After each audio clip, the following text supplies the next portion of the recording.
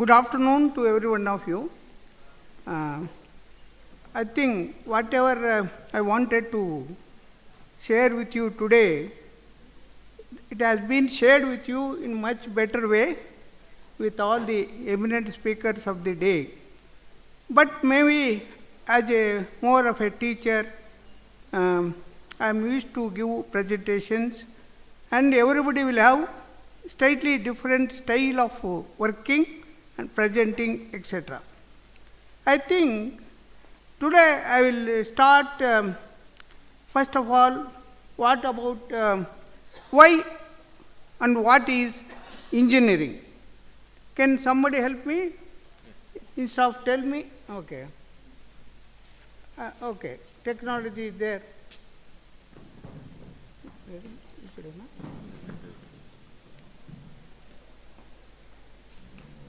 Yeah. I think first let me extend my warm congratulations to all aspiring engineers for choosing it into different streams and branches at Bangalore Institute of Technology. I think, as all of you know, engineering is the most sought after career option in India. And India is proud of all the engineers. As the country has one of the largest pool of engineers all over the world. These engineering graduates work across several domains and industries, handling a huge range of operations from development and production to quality check and distribution, from banks to production houses and automobile giants to IT firms. Engineers are required in every sphere of industry.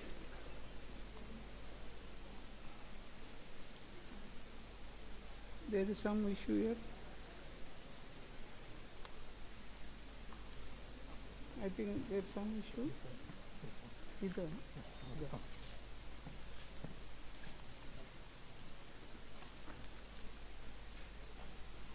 India is one of the largest supplier of engineers to the world, and the engineering education should be at par with global standards as well as the requirement of the industry.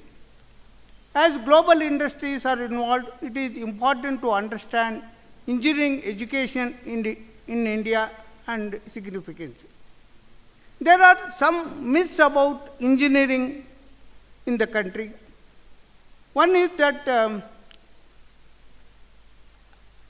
I will tell, being one of the most popular option for students all over the country, engineering also happens to be most talked about career option. When people discuss, they come across various views and notions, and some of which are not true and others may not be true. I will tell about some of the myths about engineering education. This is, of course, there are many branches of engineering, as it was told earlier. I could list out only few of them and not all of them. So many people think that engineering does not involve creativity. I think all the previous speakers, eminent speakers from the industry and the learned people have shown that engineering also has lot of creativity. In fact, engineering is one of the most creative pursuits where you brainstorm and think out of the box to provide efficient solution to the problems. Normally, others create problems or engineers provide solutions. People believe that engineers work with a serious expression at all time and do not get to think about, they do things as they stick to traditional practice. So many times they think much more things beyond what is done by others. The reality, however, is far from this. Engineers think innovatively, and as it has been explained in a better form, how to use technology or new methods to provide better and more effective solutions to all the problems. And other thing is that Okay, I will deviate from other speakers little bit. Many people think engineering degree is always get you high pay. Not necessarily. Sometimes you read in social media and news media that some student from this institute or from that institute got very high offer from some company or industry. That is mostly, it may be many times from only very national premier institute like IISc or IIT, and the people believe that every engineer will get the same, but not straight away. But the truth is that apart from top tier colleges, only few institutions are able to expose you to high paying recruiters. I think I am happy to learn that BIT is one of them, and all recruiters are queuing up here to take the talent that is available. If the engineers are talented, they do not get the right opportunity. Many people think they are very talented and they are not able to get that opportunity, which may be true in some cases, but not always. But I believe that if you have talent, today or tomorrow, you are going to get very good offer. And from the kind of jobs may be quite different. It may be BPOs or take up the jobs or any other thing. But how to get good salary? And that's why you say, in fact, when our director was presenting in the initial presentation, he was telling some of them got very high salary. That's why when we go to inspect some of the colleges, they say only the best salary. That's why we will say what is the percentage of students getting good salary and what is the average salary. That is the reality. And don't think every one of you get the top salary unless you remain top and you learn everything well. So that is more important. Getting job is easy for engineers? Not always. In fact, most of you might know that many companies claim that only 15% of the graduate engineers are only employable, leave alone getting the job. So that way, some of the colleges, premier colleges and institutions, and some of the good colleges are where the students are very lucky that most of them are getting good jobs. But most of them is not everybody. But unless you work very hard, and what you should do to get good salary, and that good salary for you to get, you have to do some of the good things. I think it has been explained in a more philosophical manner, but I will get into in a more format way. There will be no job for engineers. In fact, in 2000, what they were telling, all computer jobs are going to be over. They are recruiting people only for the sake of conversion of 2000 into 1999 to 2000. Afterwards, they said there is no job. I don't think anything like that happened. And in fact, the demand for jobs or the opportunities for getting jobs are increasing even today. And of course, it is not like only software jobs are available. Now it is getting into more and more specialized jobs. And see, as information technology field, in computer science, many changes are coming. These changes will come and they will get the students who learn basics well in the classrooms, they have to have the adaptability to learn more and change themselves. Say for example, in our time, everybody was learning only Fortran. Then C came, C++ came, Java came, Python came, then tomorrow Python may come. whatever may come, you have to get adopt. So the colleges cannot teach you everything that is going to come in future years. We have to learn the fundamentals well and have the adopt. You should be ready to adopt any changes and requirements as the time goes. That is the key for everybody to sustain in this field. And industry, see, as a Pro-Vice Chancellor at Geetham, many industries, we used to have a academy industry interaction.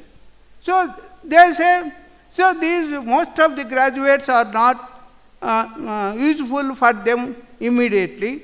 We have to give for training for 3 to 6 months. Then only we can get something out of that. Maybe it is true. No, see, educational institutions train you to adopt, understand the processes and the technology involved in the various fields. But you cannot directly say, I have started, I recruited you today, from tomorrow you do this or that. No, it takes really for anybody to learn the company operations or the industry requirement immediately. So that kind of orientation from the industry is required. Then I used to tell industry people, don't complain that students are not employable, useful immediately. See, then all the national policy started thinking of inducting industry personnel as a teacher, as help for establishing innovation labs and sophisticated laboratories, and they also give opportunities for some of the students to train in a particular technology at their industry. So, there is always necessity, however much you learn in a classroom at an academic institution, when you go to industry, we have to transform, understand, some amount of orientation is required. So, we used to encourage students and industries interaction and explain what they really require, and if there is an opportunity to learn beyond academics and start working industry, they should take up some of the projects when they are doing their degree itself, and the industry will coordinate, will try to come and interact and explain their problem and keep them ready to take up their jobs. Become more executed, no more than added tool resource to the organization. That is their perception. What they do not see is a combination of practical knowledge, conceptual command, communication, and understanding of the culture rolled out into one. In other words, industry is on the lookout for work-ready graduates and do not want to spend unnecessary resources in training. They bridge the gap found in today's engineer. And bridging the gap is more important. So, to bridge the gap, you should know first what is the gap that exists when the students are ready to leave the institution, and what is the expectation from the industry. This is the gap between, there is nothing like instant food. You have to make use of them, and every organization have to help the academic institution to bridge this gap. And apart from your technical skills, creative and innovations, you should also have good communication. And and that's why they all started communication labs in all engineering streams without any exception. And bookish knowledge is appreciated to some extent, with very little time given to impart practical understanding of the same concept. So, because of that, you find several computer science engineers unable to understand programming logic, or electrical engineers facing difficulties while designing even circuits. Dear students, what I think it has been emphasized, I am only putting in a bullet form. Feel comfortable in the new environment. When you are students in up to now in your science or various colleges, the environment will be quite different. And never allow stress to overtake, and never go for so-called counseling. Let us see, without any medical counseling, all of you stay very physically and mentally healthy. Don't worry about competition, and worry about learning fundamentals rather than learning everything. And bond with others. I think young generation will try to understand different way, not necessarily to have bonding with students of opposite gender, but it's also important to bond with teachers, with your laboratory staff, and sometimes even supportive staff, and have good relation between teachers and students. And understand, as Professor was telling, understand the aspect of life. What is life? Why? What is the life for? Not like playing, then what you call like earning, and about, I think Professor was telling very nicely, giving it back to the society. And what is your ambition? Set your goal and build a character. That is very important. We have seen some of our, I am sorry to say, some of the people, very less percentage though, at least in the circle I moved, very few people without character, but there are. Adopt from school education to engineering education, which is somewhat different. So what we should do? We should have to have conceptual knowledge, but it is equally important to have engineering mindset. I think creation, learning and create a useful object and come up with a design. You may call engineering mindset, you may call it a research mind. So finally it should be useful. Whatever subject you have learned should be understood in engineering mindset. That is what the institution will make you ready to develop this engineering mindset.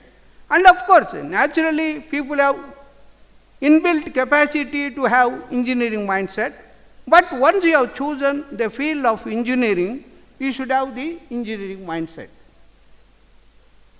It has been proven that most of the knowledge imparted to engineering graduates is anyway very little use to the company, which is why most of them have on-job training and all new graduates joining them.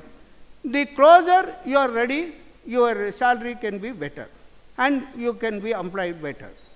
To fix this, college need to focus more on practical learning and understanding.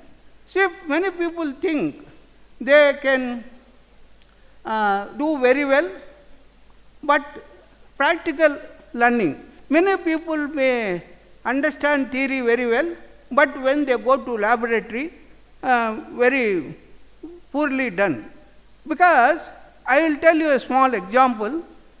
When we were working in the intermediate, there was a small experiment where you have to weigh a compound accurately in a balance. You know, those days not metal balances, there is a chemical balance. You have to take the weight, it takes a lot of time. You have to see the pendulum operating, taking out the average, and then determining the weight. So the experiment says, take 5 grams of this chemical accurately. What one of my friend who is very good, he understood that you have to take only 5 grams of that compound. Not about accurately. It could be 4.9, 4.8, 0.1, something, 5 point something is okay.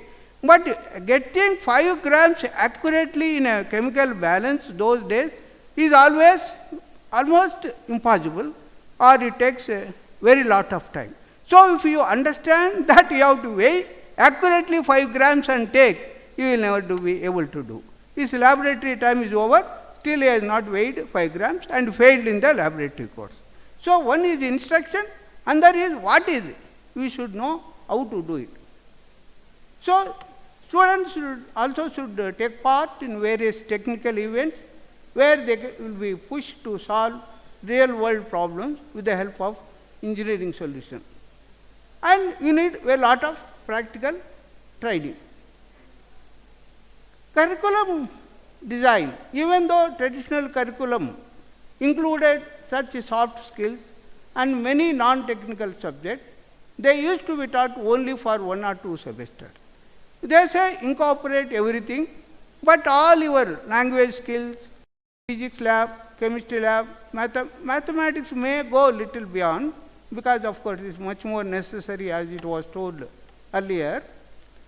We should incorporate, I think, the fundamental aspect of, as professor was telling earlier, it is only the mathematics that makes many equations to solve and applied in engineering. So we need to imply by fostering their employability as well as the career. And don't think, neither I am threatening you, becoming an engineer is not a cakewalk. And becoming a good engineer is definitely not a cakewalk. It requires effort, persistence, and determination to learn and do well in all the subjects. Even though India proudly stands one of the largest supplier of engineers, it is also stands a difficult position, witnessing over 80% of engineers called unskilled for technical work. This is the pathetic situation. When they say 15% only employable, more than 80% are not employable or not having skill. So the national policy is to have the skill development centers, and almost all the colleges, as I know, they are developing skill development centers. So ultimately, it is understanding the subject is much more important than getting a degree. So in one of the forums, one of the recruiters said, degree is not important. Learning and understanding is more important. But then I asked, sir, don't say that. They should get a degree, because however much they know, if they come to you today, tomorrow they will ask you, where is your degree? If you don't get a degree, they don't even allow you inside. So it is compulsory, that is a prerequisite for any job. But of course, I fully agree that understanding is more important than obtaining a piece of paper in your hand. And in our days, one of my senior colleague was telling, he got PhD from some university in UK. At the end of completing all the formalities, my senior colleague asked their university, please give me a degree. Then the university said, why do you need a degree certificate? Then he said, no, if I have to go, after going to India, if I have to work somewhere, I have to get a certificate that I got the degree from UK. Then the university seems to have told him that if you are really got a PhD from this university, wherever you go, you should show that you are a PhD, not by showing a piece of paper. You should have that knowledge and competence to convince anybody to say that you are qualified. So, of course, still some amount of bureaucratic process is there. I can tell a lot of stories how, even without degree, people are able to get some jobs, but that's all rarity. But nowadays, in the current situation, you must have a degree and then competence, and then skills to. I will not go into new educational policy which creates that there is no physical separation from one branch to other. All branches should be integrated. They say even science, management, finance, etc. But at least within engineering streams, there should be some sort of a broader content, and everybody should be able to compete. Because one thing I am able to worry now is the lack of interest in core branches, and everybody is trying to get into computer science only. But I think now with the new education policy, all the students will be able to compete and obtain jobs irrespective of their main theme. That's why I used to say when I was in ASC, there is nothing like now civil, mechanical, electrical. Computer science as applied to civil engineering, computer science as applied to mechanical engineering. That kind of a situation is there, not only across engineering, but also some kind of connectivity should be there through sciences. Without science, there is no engineering. And I think all these aspects are covered. You take engineering light, but take it tightly. So it has to be light but tight kind of program. So what are the, I will tell you in another 5 minutes I am going to conclude. According to me, nowadays any education is student centric. Earlier we used to say Guru Brahma, Guru Vishnu, Guru Mahesha. Now I will say Shishya Guru, Shishya Param Brahma, Shishya Vishnu, Shishya Maheshwara. Everybody, student is everything for all of us. And for faculty, I think they should not forget to continue to do their research ambition. Then we have to have some amount of discipline. Discipline is also very important. Regular attendance. Many people think they satisfy that minimum attendance of 75% or something. I can't really understand. A student missing first class, how he can cope up with the second class? I used to get very discouraged. Either I have to believe that my previous lecture is of no use, or the students are much sharper and I am becoming useless. So regularity, attendance is very important. Don't neglect laboratory learning.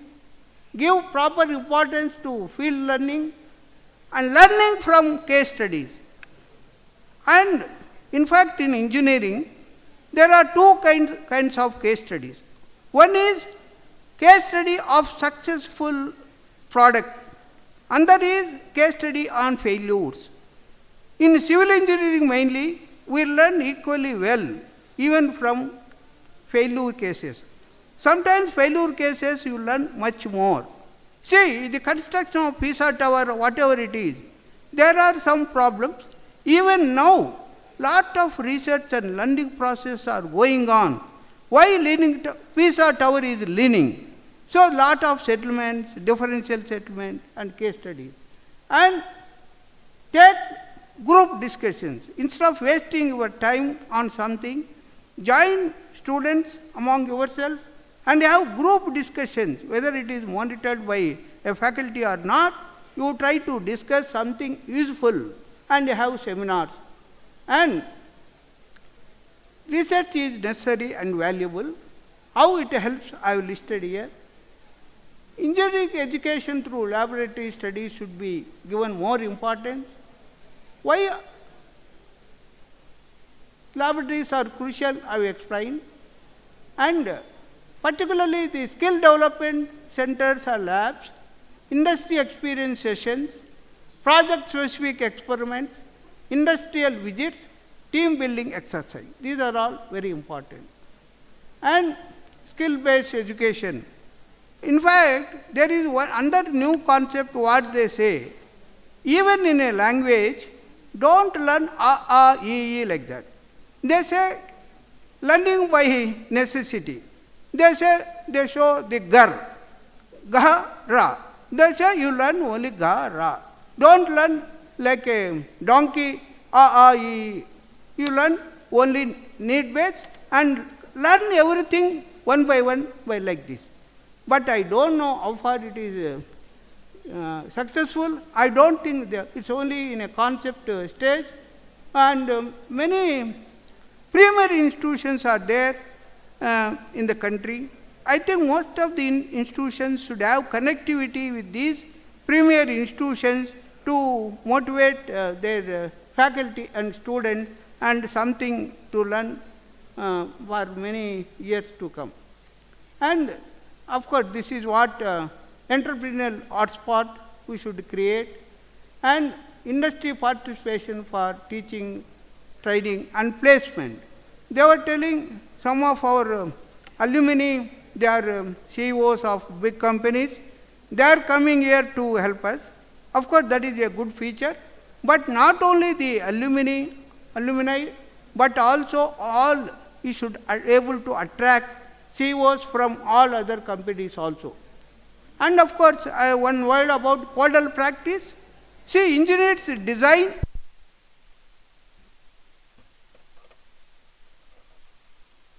because of intense research work carried out by many scientists, and they arrived at a code.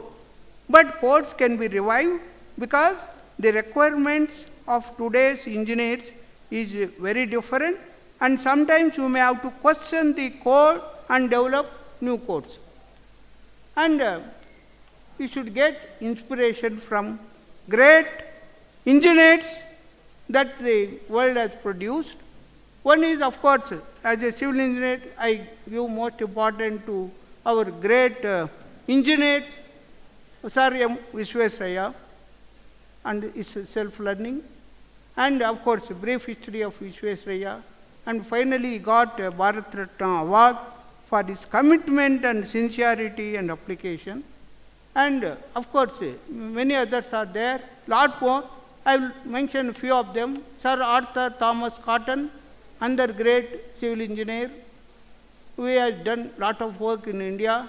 John McAfee, John, an English-American businessman and computer programmer, and Willis Carrier, who was an American engineer and known for modern air conditioning, and Steve Wozniak, recognized as one of the two important pioneers of computer revolution.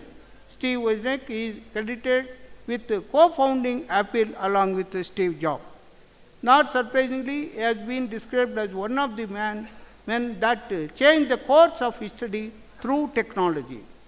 So, likewise, a few more engineers from different branches of engineering, and who has developed solar impulse plane, and there are many other scientists, recycling, rebooting, and seawater greenhouse, and RoboBee, which on the sea collects lot of waste and disposes of, solar powered roads. These are many of the, and Seabin, and I request all of you adopt, take a pledge today to that you will great innovative become in years to become. I think previous professor has told that you have to develop one patent within 1 year, and he will be happy to come and support that project with his wide knowledge and connections. And I want all of you take a pledge yourself, not necessarily standing and doing like this, but to in a heart and mind, you take promise and pledge that you bring credit to engineering education itself, and to yourself, your parents, your teacher, to your institutions you have studied, and